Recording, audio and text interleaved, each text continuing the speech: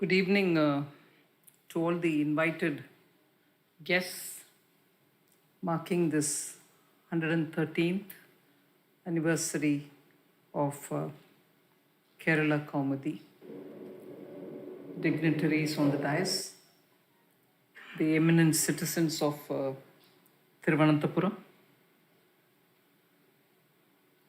It gives me certainly a lot of pleasure to be here.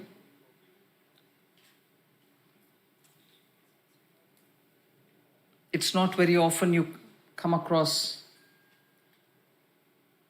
media houses which are over 100 years old and which keep their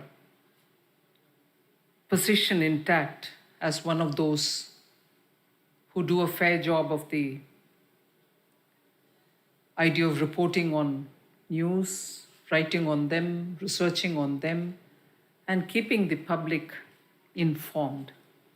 So, in that regard, I think Kerala Comedy is definitely one of those very few organizations which has stood the test of time and has retained its audience and their goodwill. So, I take this opportunity to appreciate the service that Kerala Comedy is doing in an India which is certainly emerging. You've chosen in your first edition of such a gathering, Business Conclave, which you, in your 113 years, have chosen to do it for the first time now. I think at the right time, you picked up a topic like this, emerging Bharat and growing Kerala.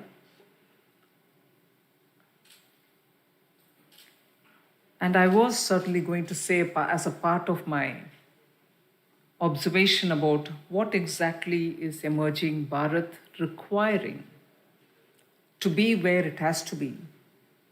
So I'm not looking at this topic as purely the economic performance. For a society to emerge, there are several value indicators which I would look at, not just growth, not just your currency exchange rate, not just the foreign exchange reserve that you have.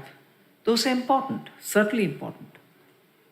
But what I think is in this 21st century, wherein we have seen the pangs of a growing out of colonial rule economy, not just India, there are several countries which came out around the same period from its colonial history, and they've all set for themselves their own path to lead their country forward. All of us equally have faced immense challenges, and in that, India has seen models of growth which probably was right at that point in time when people chose to take that route. But today, we also see the need and also have the courage of conviction to change from it. And when you do so, certainly there are going to be frictions, there are going to be conversations which are going to be up and down, there are going to be conversations which can get vitiated. So this is going to be the process of transformation. Not just transforming into a 21st century, which is so rich with its technology and also the way in which people have adapted to it. Because I would certainly look at the figures and say if globally there is about 62% technology adaptation readiness, India's technology adaptation readiness is 80 and above. So that itself tells you it is not the perception which is seen about India outside, which is playing out in India. The perception you get outside, partly probably right, is because India still got miles to go before your population is going to be covered with basic amenities, literacy levels, and so on. And therefore, they think adaptation of technology is going to be only influenced by those factors. But when technology itself adapts to deal with people in their mother tongue, in simple language, and make it user friendly by a kind of a driven system of you lead the technology in the instrument that you hold, the adaptation level gets going forward without even waiting for people to be all 100% literate and then teach them. In the process, they also see the value of literacy. So, using technology the way it should be for the sake of the common people and scaling it up so that everybody gets access to it has actually been a game changer for India.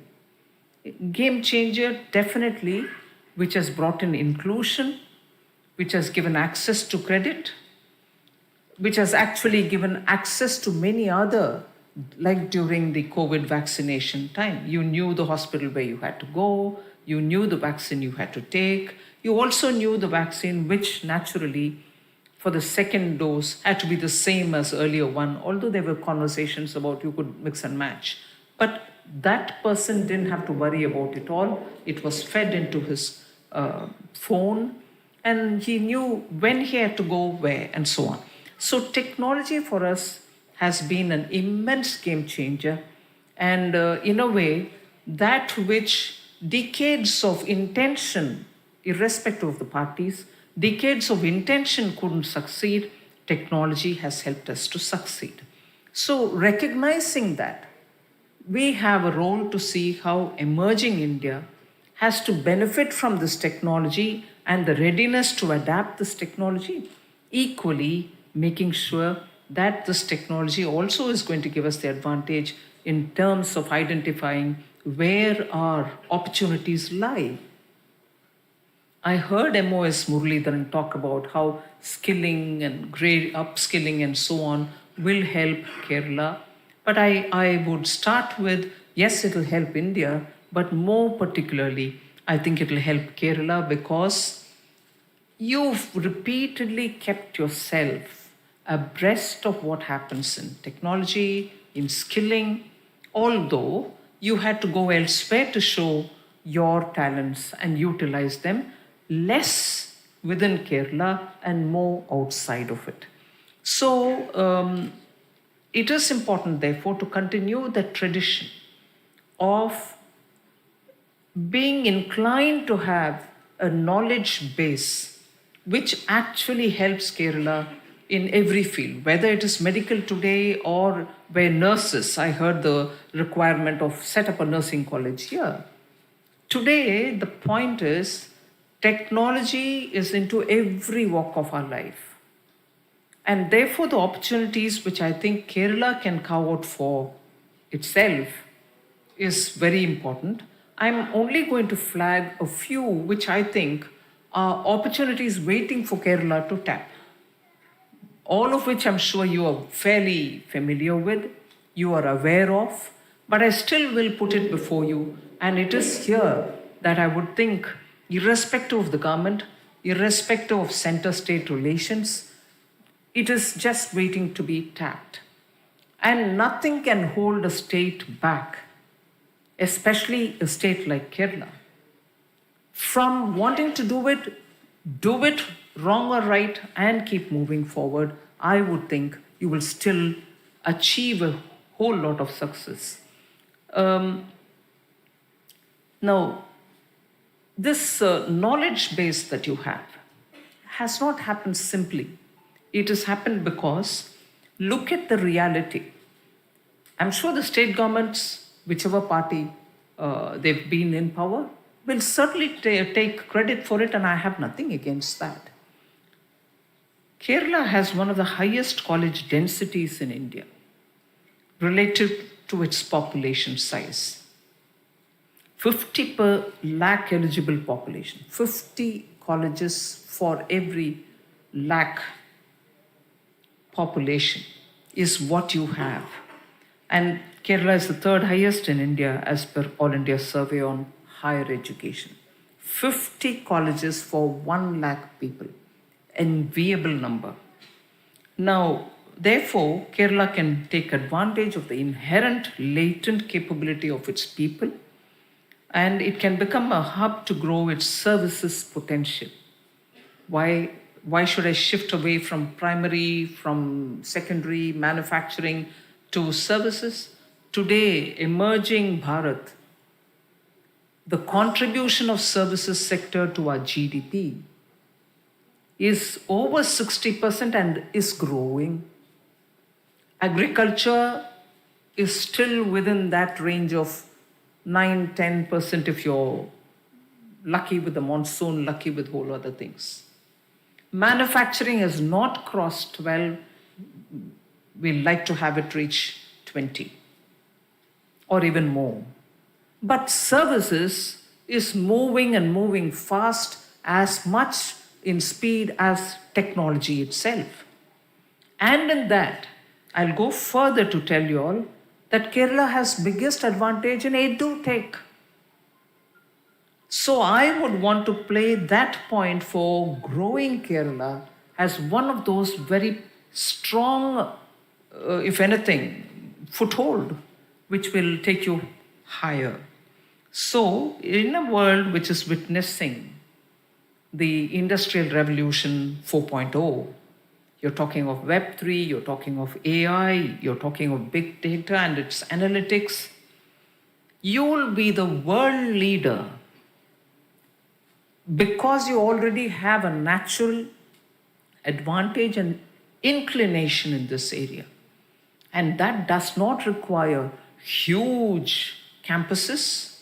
Every campus that exists today can house an AI research center. As you know, in this budget, I have announced 3 centers of excellence for AI. And I wouldn't put it past Kerala to get one of them.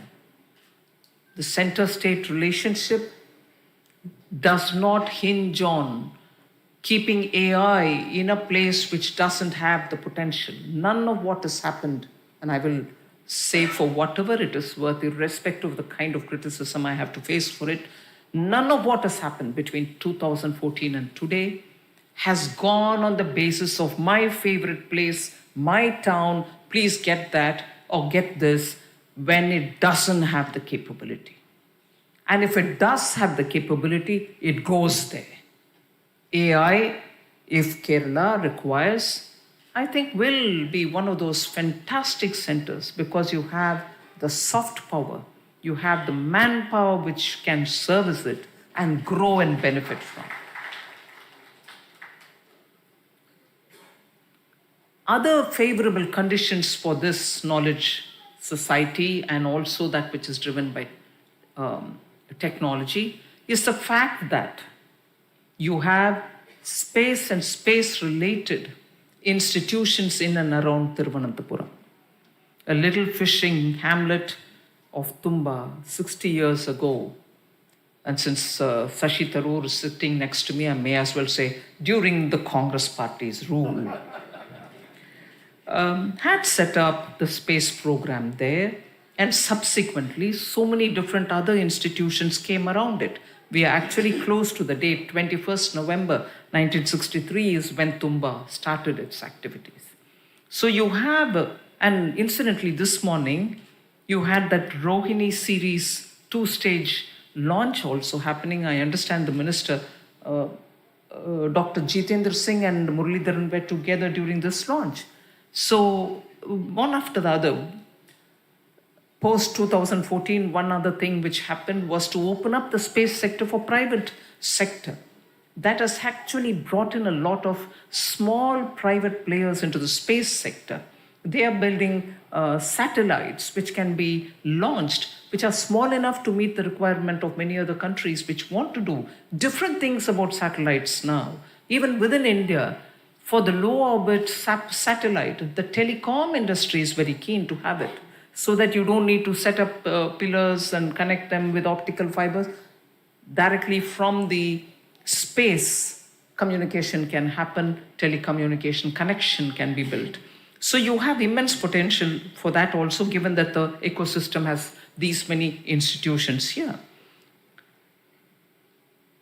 Space startups. I know the Kerala state government has a startup promotion KSUM, I think it's called. I don't know if you pronounce the acronym. Yes. So the startup mission, I would have thought it's KUSUM, and I would have thought, where is KUSUM? Because KUSUM is a program of renewable energy by Government of India, but it is KSUM, so the startup mission. I understand there are 190 of them only in the space sector.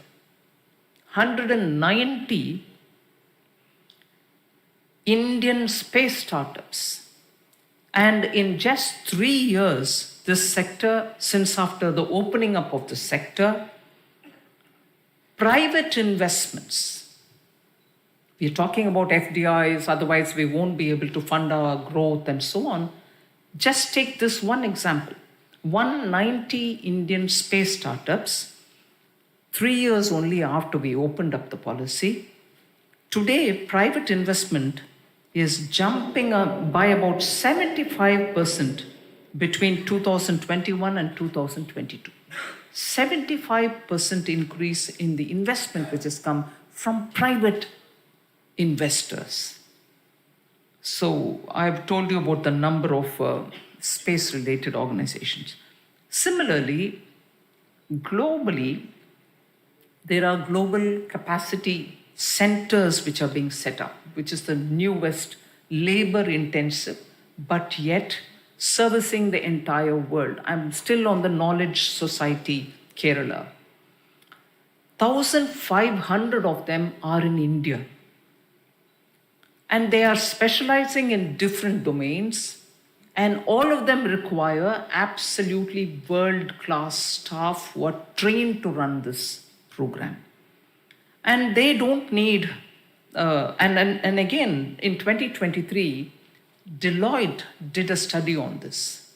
And they said, India is the most preferred, and I'm quoting their words, most preferred location for shared global services, which are global capability centers. India is the preferred destination. It's not as if the 1,500 have come and that's the end of the story. More are coming in. Cities in Kerala, and this is my strong view on this, cities in Kerala could be the hubs for opening up of GCC. I have myself had people come, met with me to say we want to establish GCC, where else, with their respective specialization. Not all of them have the same thing happening. They've chosen different parts of the country, and states are vying with each other to say, look, you can do on defense production if you want to be here, we give you this. Or automobile components, it may not be micro to that level, but broadly, areas of related domain specialism can all come under one GCC. So I strongly believe, because you can provide high value services, Kerala should aim at getting many of these global capacity or capacity centers. That's a growing area. Next 5-6 years, they will peak up. But before that, if you're able to capture many of them here, you can have some of the tier 2 cities hosting some of the global capacity centers. It was mentioned by Muralidharanji that Digital Science Park has been opened here by Prime Minister Modi, April 2023. The Kerala Startup Mission, again, I'm only highlighting that which is your strength. I'm sure you know it already. 4,000 registered tech startups, 63 incubators, 10 lakh square feet of incubation space. This is what is Kerala Startup Mission. And this has met many of its originally set up goals. But today what you need is to expand on it and not leave the original statement of intent where it is. It has to be pepped up. It has to be seizing off all those developments which are happening everywhere. So it is just a strong message that Kerala Startup Mission can actually do a lot more, even as even as it's doing very well. I refer to the EdTech area. That's another one of the areas in which Kerala has already got a signature of its own. India is the second largest market for e-learning after the US, with a market size of $6 billion US. And it is expected to grow within 2 years. We are in 2023. By 2025, we expect that to grow to $10 billion US. In the last 3 to 6 years, in fact, last 3 years, 6 edtech startups in India have become unicorns. So you can see the potential with which edtechs are growing. Now, I'm sure this is a news which you know already. In September 2023, a Kerala-based educational technology startup called Interwell was selected for Finland's Talent Boost project. Interwell from Kerala goes to Finland to help in their Talent Boost project. You get the intensity of this thought.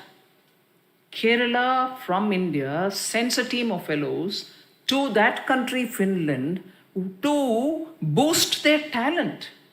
So what can be a greater recognition for Kerala in terms of, I'm not seeking validation because it's going outside, but the fact is countries which we think are developed, and that's why I've kept on saying emerging Bharat does not just have to be in terms of, is your GDP big enough? Is your per capita big enough? Is your this big enough? They are important. But look in the meanwhile, what are you achieving? So I would like Kerala to recognize, I don't know, I'm tempted to use a metaphor, but I'm most often pilloried after that, saying, oh, finance minister. But I will nevertheless say, it's like Hanuman. You have the skill, the power, the strength, the dedication, the wanting to do things, the drive in you. But somewhere, somebody has to tell you, you are Hanuman, get going. And I wish if that little service can be done by me, I'll be happy to do it. You are really full of strength. You can do it. This startup is based out of Arikod. Am I right? Is there a place in Arikod? In Malappuram district. It caters to more than 25,000 students across 30 countries already. Okay, so on EdTech, you have 200 EdTech startups. You already have the ground for it.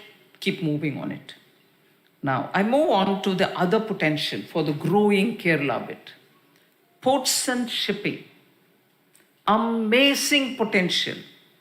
You are currently with one major port and 17 non-major ports. I'll highlight how Virinjam port is actually the right thing happening to Kerala, irrespective of who's building it. It might be my friend. And I'm sure the people who would like to punch at me will go on saying, oh, you're dealing everything for him, you're giving everything for him. But Kerala gave him Virinjam. And I'm still saying only Kerala gave him. And I'm still saying only Kerala gave him, and he's doing the job. And no government in Kerala, thank goodness, no government in Kerala thought, drive the fellow out.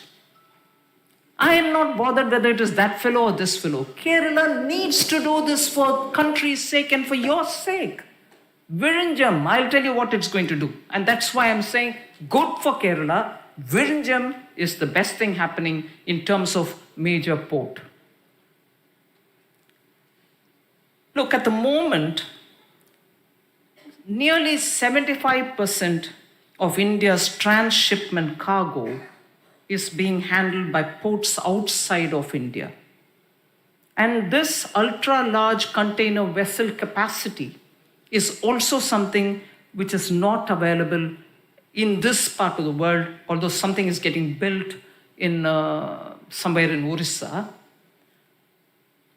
So So if this port gets, which is a natural port, if it gets completed, it's located just 10 nautical miles away from the huge highway. 8, is it? Okay. I stand corrected. 8 nautical miles away from that huge international corridor in the high sea, which is taking all these fantastic large transshipment vessels. Imagine what it can do to Kerala's growing economy. You're just going to be the leaders in finding transportation moving from west to east, east to west, and today east. When I say east, Southeast Asia and also India inclusive, the emerging markets in this part of the world are going to be dealing with over 50% of global trade. You're going to be. Now it's somewhere in the range of 40. But the rate at which things are moving from these emerging markets, it's about 50%, and that will pass through Vizhinjam. Amazing, I would think, Kerala, you're sitting on gold. This is going to help you in growing, and no ideology, no growth model, no nothing is going to stop this from happening. You may have any number of punches on somebody or some state, but you'll lap this up. I can see that you're already lapping it up. You didn't have the honest strength to say, no, we don't want this person doing it. We'll get somebody else. You couldn't. And it is doing good to you. I'm not defending any one particular person or particular industry. Good for Kerala. And MOS Muralidharan nicely said, for all that I said in the morning, I've been titled as somebody who hates Kerala. Media wants eyeballs. Media wants to have people read the headlines. If only that media is honest. And that's one of the requirements, I would think, for emerging Bharat. Robust media. Media which does its homework. Do your little bit of, I serve some cause and therefore I can twist and turn. Do it. Nobody's going to be offended. But mislead doesn't help. Because sooner you'll be disproved yourself. But of course, many of us in the media don't want to admit that we've been exposed. India can't afford to have a media which is going to be so selective. Be ruthless about everybody, but about everybody. Emerging India needs that. So, the job that the ports of Colombo, Singapore, Malaysia are handling can be with great advantage handled by Vizhinjam. That's the potential of Vizhinjam, and we'll be conscious of it. And I'm sure the administration in Kerala will quickly ramp up its policies to make sure the advantage for the hinterland of that activity which is happening in the port will truly benefit Kerala and truly benefit rest of the country. The other which I want to highlight is the capacity and the capability of Kochi shipyard. Has already been established by the fact that it built the indigenous aircraft carrier Vikrant, INS Vikrant. It's already established. We need, and I'm sure the policy of the Ministry of Shipping is now favoring policies in such a way that such establishment, which are both in the east and the west coast, will utilize these capacities and not just restrict themselves to government-given project, but also be ready to do many of the private, demands for building vessels. That itself will give great advantage for the Kochi seaport shipyard. The other which I would like to highlight is the potential is global naval vessel MRO industry. Maintenance and repair and overhaul. This is expected to be $60 billion market on the lower side. If it can be only more than 60 billion. And this, I'm not talking about 2050, 2060, by 2028. an international ship repair facility worth 970 crores of rupees is being built in the Kochi shipyard, and it's a big welcome move. You should capitalize on it, and make sure the ecosystem in and around that shipyard is built with capable individuals who can benefit from this kind of a major MRO facility that exists. I'll quickly move on to fisheries. You might think, we know it all, but there are aspects which I want to highlight. The Blue Revolution, and I'm certainly going to say what happened after 2014. In 63 years before 2014, our fish production level was 59 lakh tons. I've said this in Parliament also. In 63 years, we reached the level of 59 lakh tons. In just 9 years, that is, after 2014, we've added another 59 lakh tons to the fish production. It was 59 in 63 years. In 9 years, we add another 53 lakh tons. So the potential is just waiting there for us to exploit. I'm sure Kerala can look at it because you have 590 kilometers of coastline. 10% of India's coastline is with you. 2.18 square kilometers is the exclusive economic zone. High value exports are something which can be aimed. You can market it, you can plan for it.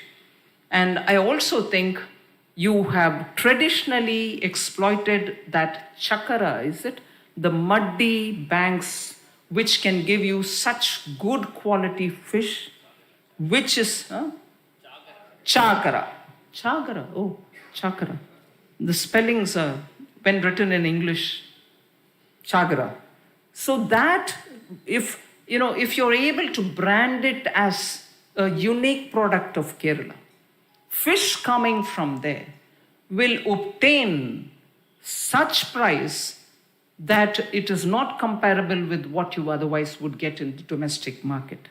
So it is the secret sauce there is to have the right kind of branding for that product, because you would hear in some of the top-notch restaurant that if beef is served Kobe Japanese beef, am I right? Wagyu. So it is in that region of Kobe. It has 10 times more the price of any sundry meat, any sundry beef. There's nothing much more than specifying the favorable conditions in which this is grown. Your chagara should have a branding of its own. You'll hit the global markets. Similarly, the domestic market is not adequately being serviced by Kerala. I know inland fish from Andhra Pradesh go to Jharkhand, go to Chhattisgarh, go to Assam, go to Bengal, and the demand there is so much that even they are not able to fill it up. I'm not sure if Kerala is utilizing its fullest strength on this. Marine fish production from around 13% currently to 20 to 25% in the coming years is what being speculated, but purely Kerala can achieve it on its own. The Matsya Sampada Yojana, which was launched in 2022, gives a lot of money and assistance for modernizing and upgrading of Kochi fishing harbor, and it will benefit 700 fishing boats, and it will provide direct and indirect livelihoods. The central government is doing it. More will be done if it's possible. So aviation is the last I think I would highlight on, last two. MRO for aviation.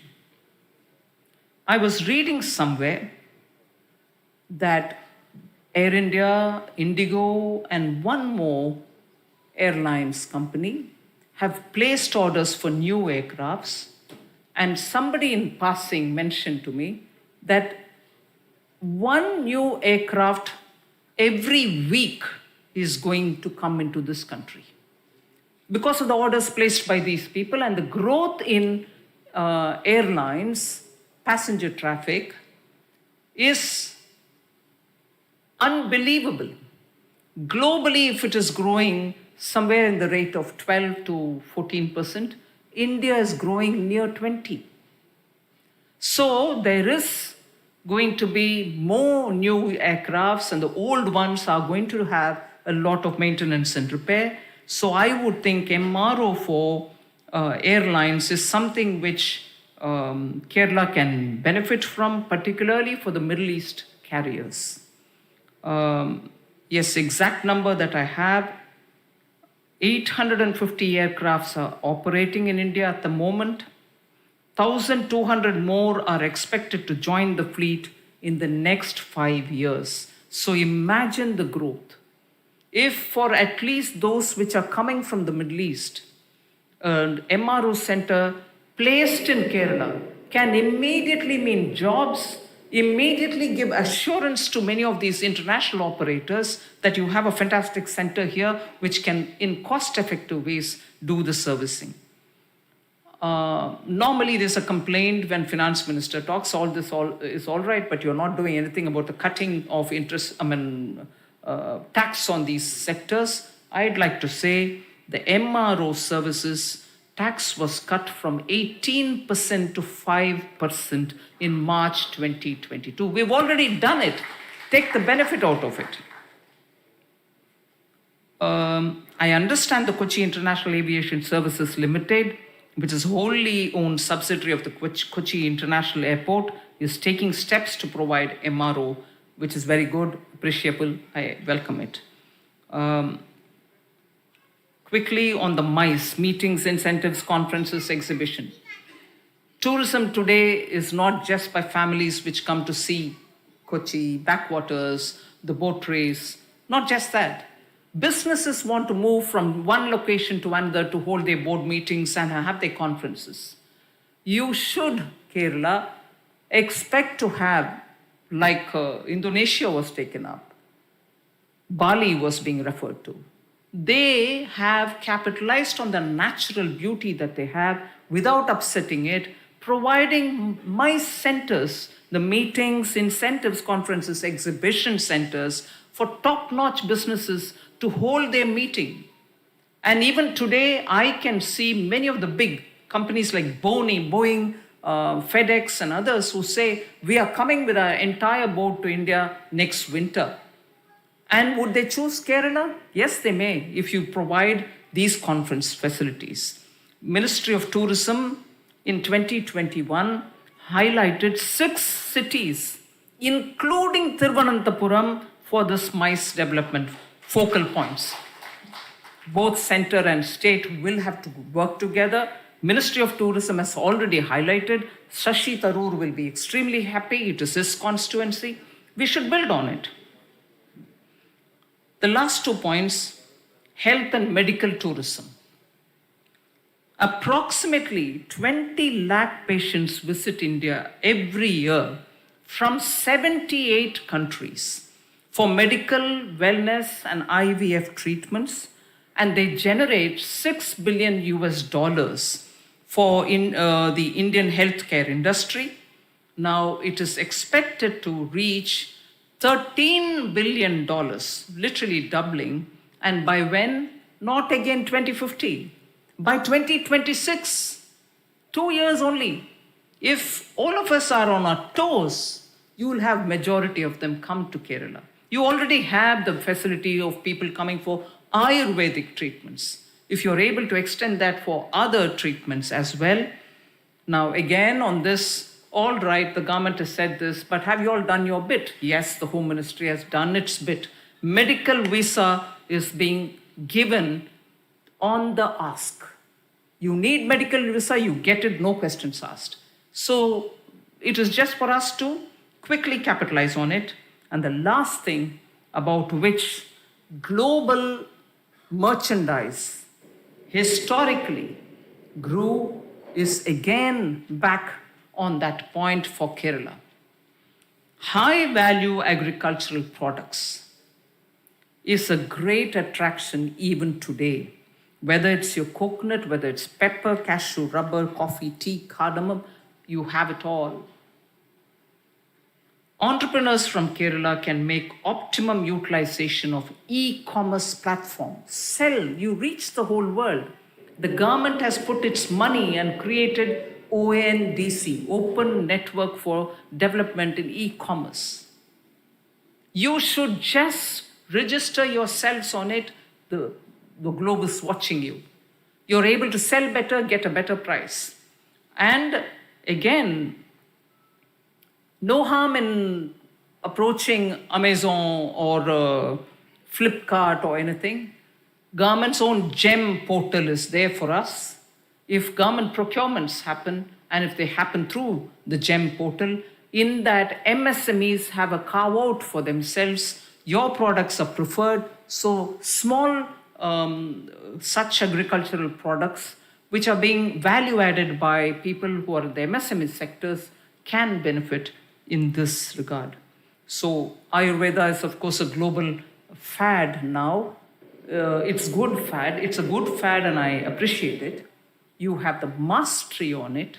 You should capitalize on it, I would think.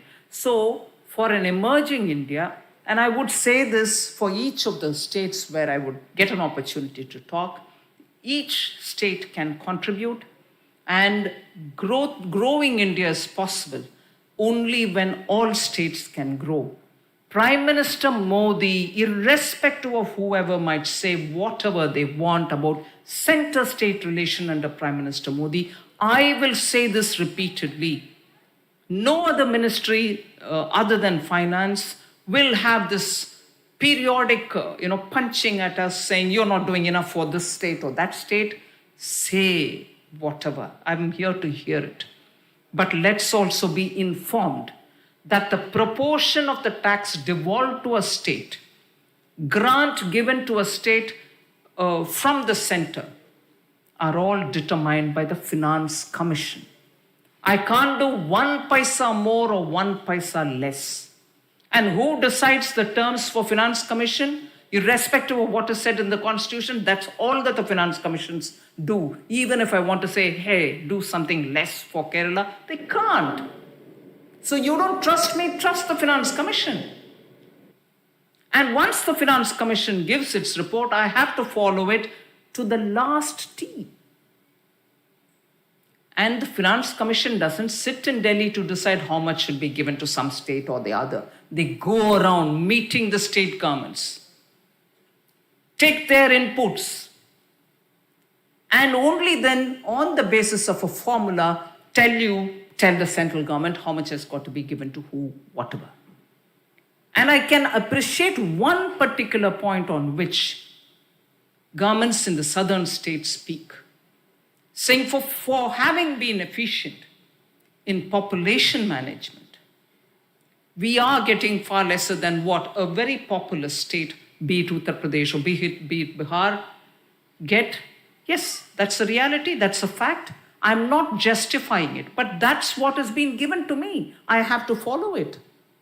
It might be worth a while for the next Finance Commission when they go around to highlight this point and see how you or any other state is not punished for efficiency, but if there is a way to incentivize, the Finance Commission should say it. And therefore, I would invite for the next Finance Commission, whose work will start from 24, to get the report, and after that they'll take 1.5 or 2 years to submit it. Every state should put facts before the Finance Commission and get their concerns to be taken cognizance of by the Finance Commission. Till then, punching Prime Minister Modi or the current government will only expose our ignorance about how these things work. There is just no point in trying to score a political mileage by saying Modi is not giving money to Kerala. I'm sorry, this morning I stood up and invited the media to say, please switch on your mics, don't close. I'm going to have to answer the allegations which are being put before me. And specifically took nearly 6 items on which we are periodically told, oh, you've not given money on this. No, this money has not come. Only something has been given here. Point on point, I'll tell you. Not 1 rupee is held back by the central government for money which has to go to the state government, provided, of course, you get your AG certificate to me in time. If your AG is delaying it, it's not me, it's you and your AG. Get your certificates through, you get your compensation. You get other things also done by tapping sooner rather than later. I can't use your money for anybody else, so I can't eat it. Let that be clear for Kerala. And you can challenge me in any court. Even if that's the desire, I wouldn't mind. Please go ahead. It gives me one more opportunity to put the facts before the court to say, this is what the story is really. And people who think they can mislead the public by saying, oh no, center is not giving money, Modi is not giving money, even if they desire going to the court, welcome. I'll certainly present the facts. Thank you very much.